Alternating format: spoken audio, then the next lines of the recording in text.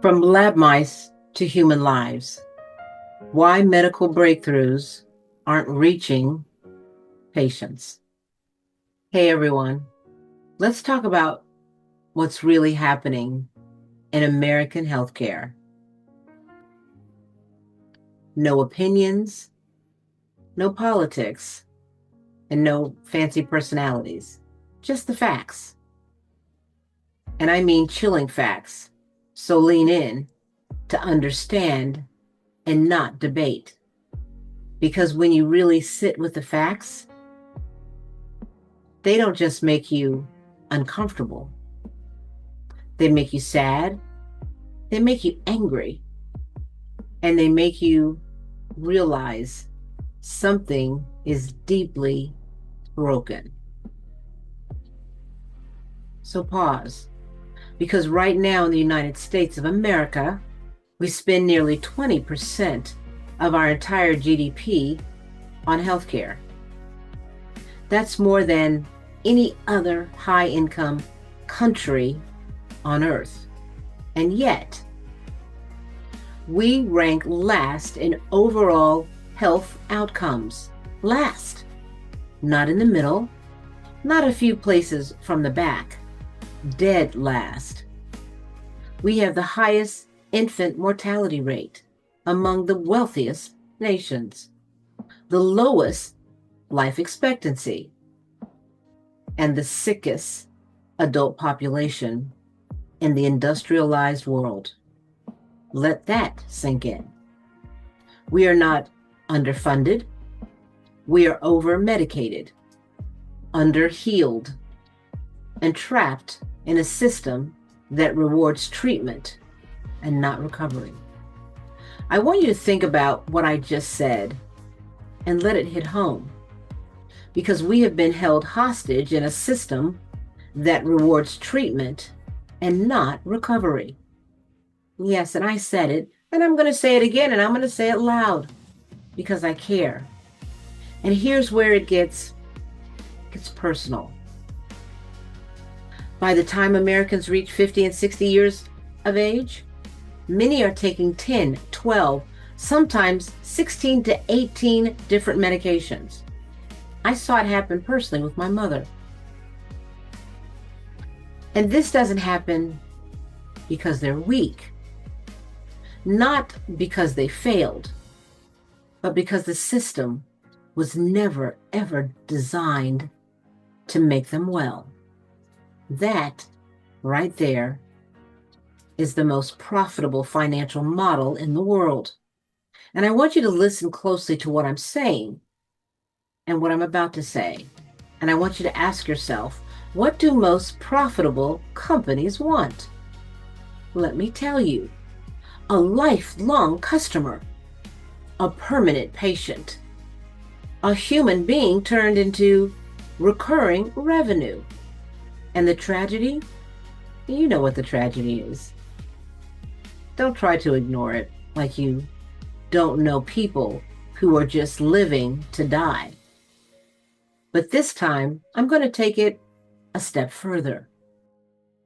For the first time in modern medical history, more doctors are now having conversations they were never trained or paid to have. Are you ready? How do we wean you off this drug, Mrs. Smith? That conversation used to be unthinkable because the old rule was simple. If this medication doesn't work, come on back and I'll prescribe another.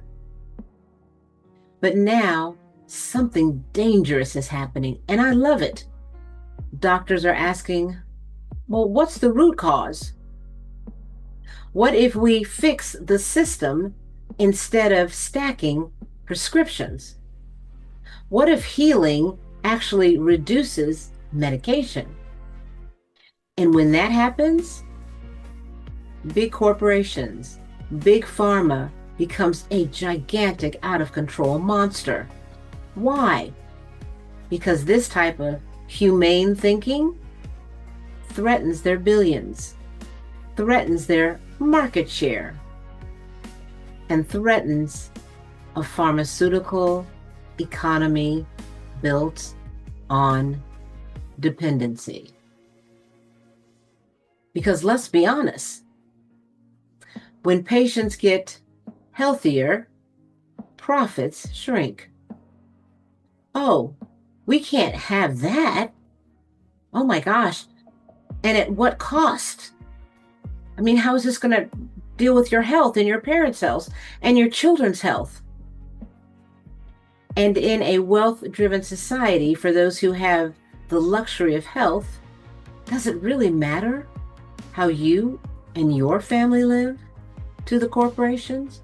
Because corporations are fighting for making more money each day while you are losing more and more of the lifestyle you work so hard to achieve.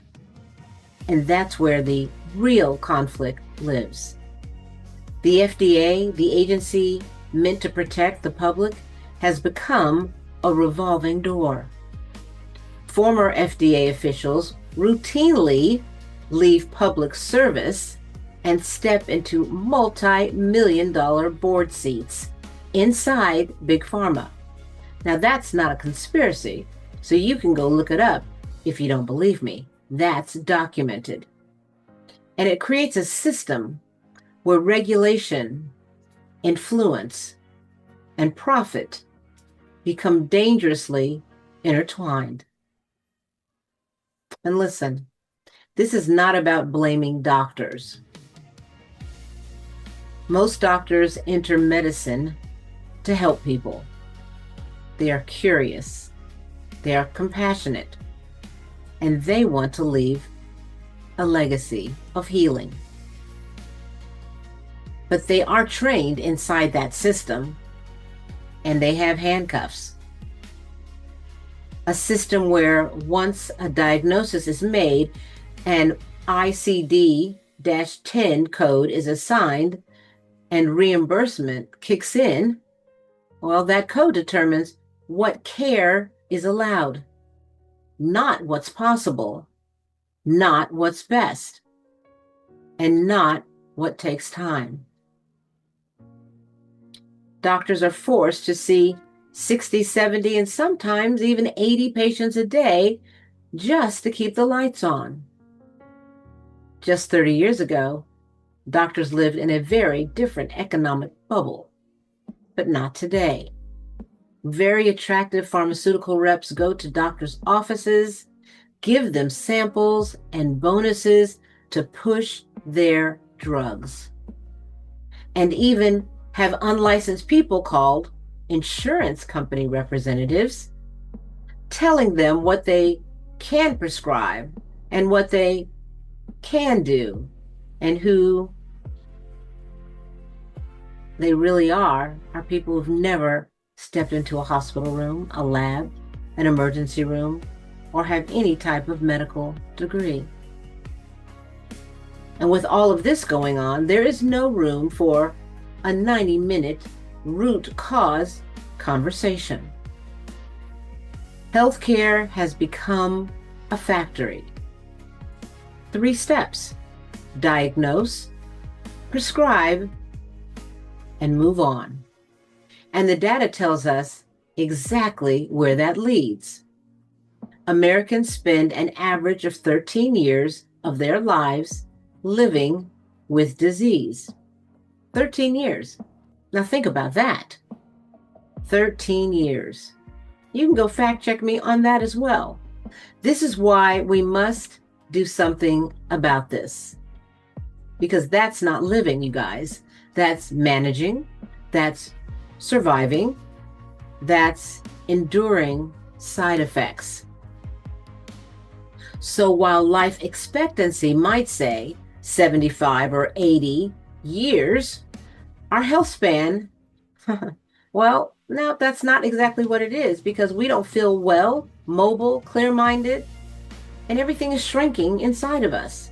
And that's the part no one wants to talk about, because nobody wants to live to 100 if the last 25 years are spent sedated, immobile, and dependent on someone just to feed them. That's not longevity. That's extended suffering. And here's where the science becomes both hopeful and heartbreaking. In laboratories around the world, we understand more than ever about regeneration, mitochondrial health, telomeres, stem cells, and molecules like nitric oxide that play a foundational role in how the body repairs itself. We know how aging accelerates when stem cells stop mobilizing, when telomeres shorten, when mitochondria stop producing energy.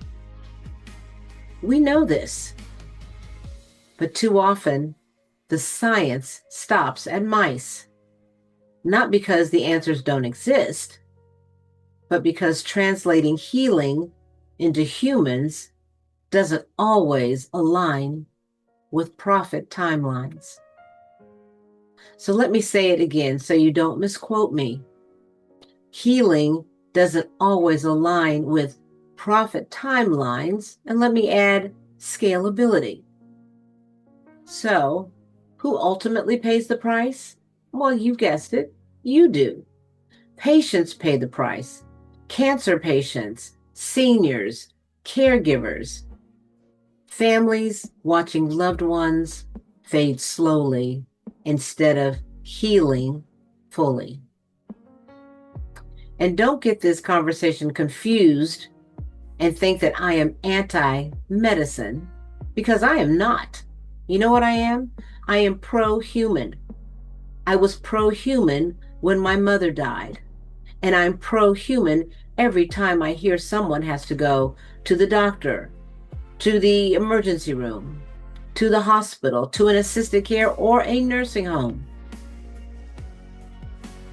Today, this is a call to every one of you to help to rebuild a system where prevention is reimbursed, where root causes are prioritized, where reducing medications is celebrated and rewarded,